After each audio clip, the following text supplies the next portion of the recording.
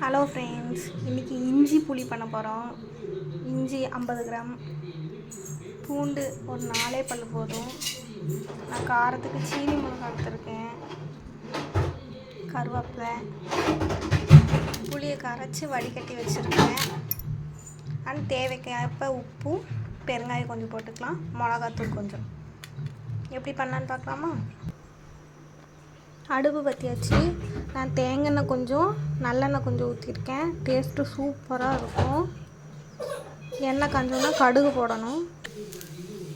கடுகு நல்லா பொரியட்டும். அது கூட கொஞ்சம் கடலப்பருப்பு போட்டுக்கோங்க. அடுத்து கருவேப்பிலை, பூண்டு போட்டுக்கலாம். எண்ணெயில் கருவேப்பிலும் பூண்டும் போட்டிருக்கேன். அடுத்து மிளகாயும் இஞ்சியும் போட்டுக்கலாம்.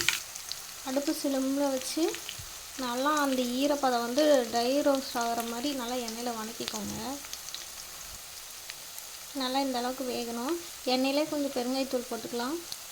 பெருங்காயத்தூள் போட்டாச்சு, நல்லா வதக்கிக்கலாம். அடுத்து புளி ஊற்றிக்கலாம். புளி ஊற்றியாச்சு. இது நல்லா கொதிக்கட்டும். இதில் தேவையான அளவு உப்பு, மஞ்சத்தூள், மிளகாத்தூள் போட்டுக்கலாம். மஞ்சத்தூள் போட்டாச்சு, மிளகாத்தூள் போட்டிருக்கேன். நல்லா கலக்கி விட்டுக்கோங்க. தேவைக்கான அவ்வளோ உப்பு போட்டுக்கலாம்.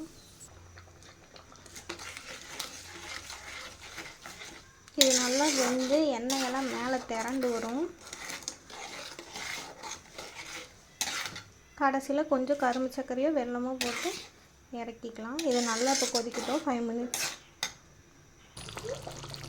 இந்த அளவுக்கு நல்லா திரண்டு வந்திருக்கு. இன்னும் நல்லா திரண்டு எண்ணெய் பிரிஞ்சு வரும் மேலே.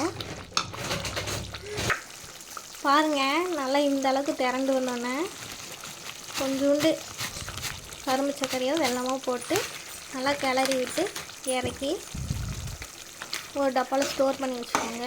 பிடிச்சிருந்தா லைக் பண்ணுங்கள். தேங்க்யூ.